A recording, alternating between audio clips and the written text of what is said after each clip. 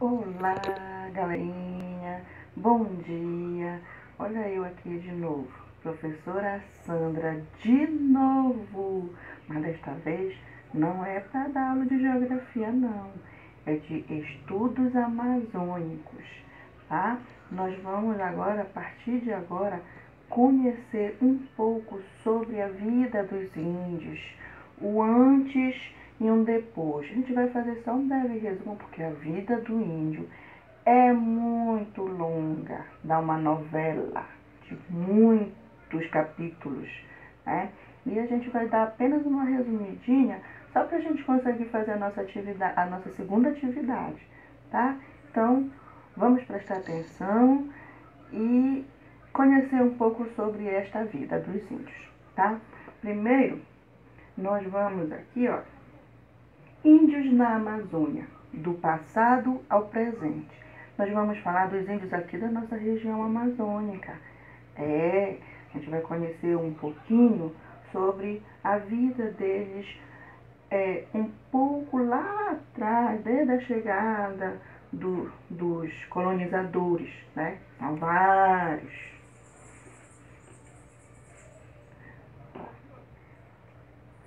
Gente, quem chegou primeiro? Essa pergunta ela está relacionada aos colonizadores, né? Aos colonizadores que chegaram na região amazônica e que quando eles chegaram já havia gente morando aqui. E que eles denominaram de índios, de indígenas, tá? Então, antes de começarmos a nossa argumentação aqui, a gente tem que saber o seguinte: antes de qualquer outra pessoa vinda de fora chegar em território amazônico, já tinha gente aqui que eram os verdadeiros donos da propriedade, que eram esses índios, né? Então, olha só, vamos voltar à pergunta: quem chegou primeiro? Segundo a história, diz que quem chegou primeiro foi Pedro Álvares Cabral, um português, né? Mas, de acordo com muitos estudos, né, os estudiosos eles descobriram que Vicente Pinzon, um espanhol, né? Este rapazinho aqui, observem, esse rapazinho aqui, antes de qualquer outro espanhol, né? E qualquer outro português, esse rapazinho aqui, ele já tinha passado pelo território amazônico. Muito antes de 1500, tá? Então, depois dele, né, muito depois, veio aqui embaixo nessa outra figura, onde nós observamos um índio e um outro rapaz aqui. Esse outro rapaz, ele se chama, vamos ver, Francisco de Orellana. Ele é um outro espanhol também, né? Então a Espanha, ela teve muito contato também junto com os portugueses no território amazônico. Francisco de Orellana, está aqui uma data, 1542. 1542, professora, então os portugueses já tinham vindo já nessa data aí, já, né? Mas foi esse Francisco de Orellana que, segundo a história, foi ele quem revelou o Amazonas para o mundo, né? O Vicente Pinzon, ele tinha conhecimento, mas também ele não dizia para ninguém, né? Não sei porquê, não sei qual era. E veio o outro depois e disse: olha, foi eu que descobri, tá? Aí nós temos um outro cara aqui. Sabe quem é esse cara aqui? Ele é muito falado. Esse cara aqui, ele é, sabe quem? Sabe quem? Pedro Álvares Cabral. Portanto, a gente está falando de 1500, né? Segundo a história. Vocês já viram também lá no quinto ano que esse português aqui, Pedro Álvares Cabral, chegou em território brasileiro, colocou os pezinhos dele aqui no ano de 1500, né? Olha, Francisco de Orellana, 1542. Pedro Álvares Cabral já tinha passado por aqui, né? Então, olha só. Quando Pedro Álvares Cabral chegou em território brasileiro, pacificamente, muito pacificamente, que nós vamos ver bem aqui, olha. Ah, gente, antes da gente falar da chegada de Pedro Álvares Cabral, tem uma outra ceninha aqui embaixo do cara Pedro Álvares Cabral, né? Que são cenas da possível chegada de Duarte Pacheco na Amazônia em 1492. Ele esteve aqui na costa do Pará, do nosso estado. Ele esteve 1442. Pedro Álvares Cabral nem sonhava ainda em pisar aqui. Quanto mais Francisco de Orellana, né? Mas segundo a história, como eu falei agora para vocês, Vicente Pinzon foi o único que já tinha conhecimento desse território. Foi o primeiro espanhol, tá? A chegar em território, gente, amazônico. Desculpa, eu falei brasileiro, né? Mas amazônico. Lembre-se que a gente está falando da Amazônia. A disciplina é estudos amazônicos. Portanto, a gente vai estar falando sempre da Amazônia. Talvez a gente fale um pouquinho do território brasileiro, porque é do nosso país, né? Bom, com a chegada dos portugueses, vamos ver aqui. Olha só a caravela de Pedro Álvares Cabral, né? E quem está em terra? Os índios. Os índios, os donos verdadeiros da terra até então, naquela época, era ele, né? Aí os portugueses chegaram de mansinho, como quem não quer nada. Eles disseram que estavam ali pacificamente e ficaram ali com má intenção. Com má intenção. Mas só que os índios também, para eles, os índios, era tudo aquilo que ele estava vendo naquele momento era novo. As pessoas eram estranhas porque elas estavam vestidas de uma forma totalmente estranhas, né? As suas embarcações cheias de velas, né? Enquanto a canoinha deles era malmente um pedacinho de tronco que eles furavam ao meio, que dava para eles navegarem para pescar, né? Aí eles viram grandes embarcações cheias de velas. Tudo aquilo para o índio naquele momento era estranho, né? Aí os portugueses desceram de suas embarcações como quem nada, foram ficando, e a partir daí a vida dos índios virou um caos. Nós vamos ver mais um pouquinho nos slides adiante, tá bom? Ó, a partir de agora, nós vamos falar um pouquinho da Guerra Justa. Essa Guerra Justa ela aconteceu muito depois da chegada dos portugueses, tá? E essa Guerra Justa, né?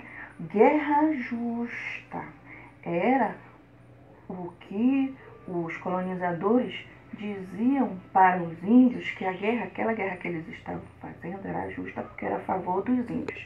Mentira! Né? Lembra que essas pessoas, esses estrangeiros que vinham do território amazônico, eles vinham em busca de terras para si, tá? E essa guerra justa, gente, ela corria tanto entre colonizador e índio, entre colonizador e colonizador, e entre índio e índio, tá? Professor, eu não entendi. Essa guerra justa, ela era autorizada pelo rei da Espanha e pela Igreja Católica, tá? Quando Pedro Álvares Cabral, ele trazia consigo a igreja com ele, né? Os jesuítas, eles vinham para colonizar os índios, para fazer com que os índios trabalhassem para os portugueses, tá? A gente vai ver mais adiante, vamos lá? Olha, aqui nós temos os padres, né, fazendo a sua atividade religiosa já, e alguns índios ali a observar, né? Os jesuítas, eles catequizavam os índios. Os grupos indígenas, gente, eles tinham linguagens diferentes. Eles não falavam o nosso português hoje que a gente fala, não. Cada grupo indígena, eles têm a sua linguagem, tá? E até hoje ainda existe etnias que falam uma língua que a gente quase não entende porque a gente precisa conhecer aquela língua, tá? E os jesuítas, eles ensinavam a língua portuguesa para aqueles indígenas, para que eles pudessem exercer aquela função determinada pelos portugueses, tá? Nunca que eles queriam aprender a língua dos índios, nunca. Era mais fácil para eles que o índio aprendesse a língua deles, né? Para poder eles obedecerem às suas ordens. Agora, olha, a guerra justa, como eu falei agora para vocês, acontecia entre os índios, entre os próprios índios, que também ocorriam lutas e disputas, às vezes, por uma fonte de água, de alimento, de uma moradia e até mesmo pela defesa de valores culturais, né? A luta entre eles mesmo, entre grupos indígenas, acontecia em razão dessas questões aí, por uma fonte d'água. Aí vinha o colonizador, olha, isso aqui não é nem teu e nem teu, é meu, né? Aí lá vão as guerras. Lembrando que os colonizadores, eles tinham arma de fogo. Gente, depois do contato dos colonizadores com os indígenas, o grupo indígena foi reduzindo, houve muitas mortes. Além das guerras, né, dos conflitos que eles exerciam, que morriam, tinham as doenças que os portugueses transmitiam. Não só os portugueses, mas outros colonizadores transmitiam para os índios e eles não tinham como tratá-lo e acabava morrendo, tá? Por isso, o extermínio, hoje em dia, reduziu-se muitos grupos indígenas no território amazônico e até hoje continua morrendo índio por conta das invasões, né, tanto de grileiros quanto de fazendeiros que querem terras ainda, né, eles continuam matando os índios, beleza? Olha, aqui, vamos para os dias atuais, falando do hoje, né? Aqui nós temos, para garantir a preservação dos grupos indígenas e sua identidade, foram criadas as chamadas terras indígenas, né? Isso daqui já tem um órgão responsável que hoje garante essas demarcações e essas titulações de terras. Aqui nós temos o INCRA, né?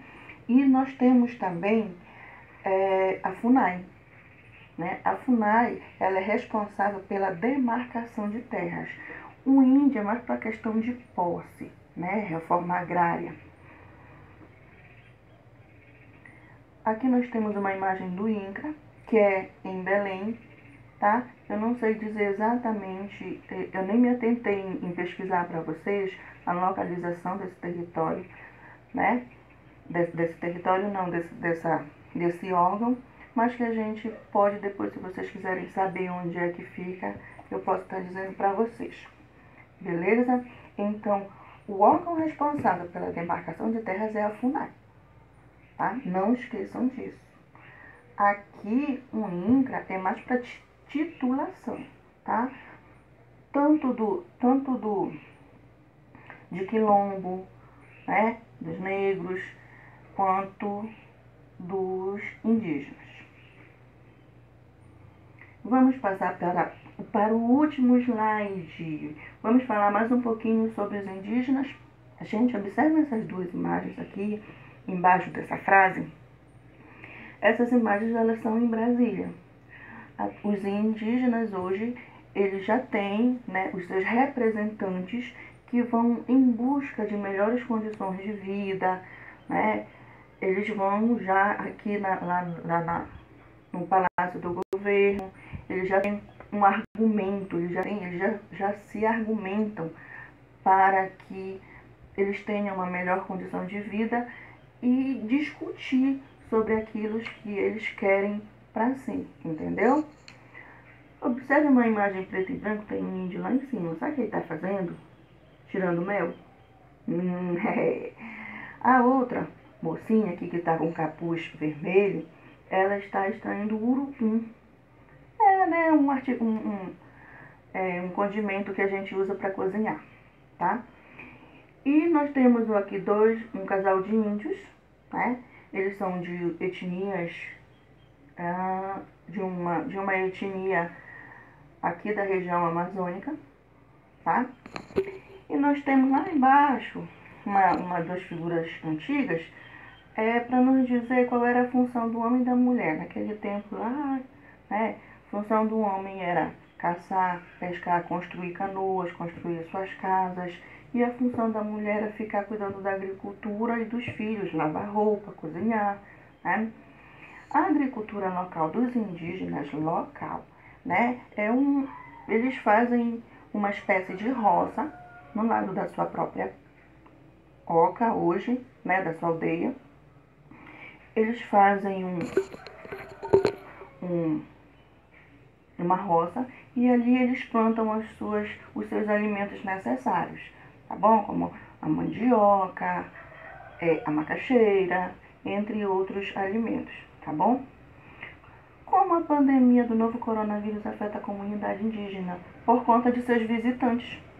Os indígenas recebem muito visitantes. Hoje, mais ainda, além dos fazendeiros e grileiros que vão lá, né, observar, pesquisar para ver se tem alguma coisa ali que eles possam, né, dominar, tipo verificar se tem alguma fonte de ouro. Aí ele vai ali, o grileiro, o poceiro, eles vão ali para... Poceiro não, grileiro e fazendeiro, tá? O fazendeiro ele vai mais em busca de terra para criar seus gados, né? Seus animais, né? Mas os grileiros, eles vão em busca de recursos naturais, para extração de recursos naturais, buscar fonte de riquezas, tá bom? E então, eles transmitem, né? No Xingu morreu um cacique, né? Cacique de lá, não me recordo o nome, mas aqui um cacique do Xingu faleceu vítima da Covid-19, né? E assim os índios, eles têm mais dificuldades para tratar, né? Data que marca a luta pelo direito da educação dos povos indígenas. Interessante. Vocês sabem por que comemora-se dia 19 de abril, dia do índio? Foi uma conquista muito grande. Marca a luta pelo direito à educação dos índios. É verdade, tá? Então os índios, até hoje, eles têm uma vida, né, assim, muito diferente daquelas que eles viviam antes, por conta também dos avanços tecnológicos. Os indígenas já têm, hoje tem índios que têm uma casa de construção de alvenaria, tem índios que, mas um costume que um índio custa largar, sabe qual é? Dormir na rede. Tá aí uma coisa que o índio custa largar, é o costume de dormir em rede. Eles não se acostumam, muito difícil eles se habituarem em deitar numa cama, por exemplo. Eles preferem dormir no chão do que numa cama, tá? Que mais que eu posso falar para vocês até agora? Bom, gente, qualquer coisa, procurem a gente no grupo de WhatsApp, no grupo do 6º ano, qualquer informação. Lá no material de vocês também tem mais conteúdo que dá para vocês darem uma lida bacana ali com a ajuda do papai ou da mamãe, né? Para que a gente possa, de fato, resolver a atividade. Tchau, uma boa aula para vocês.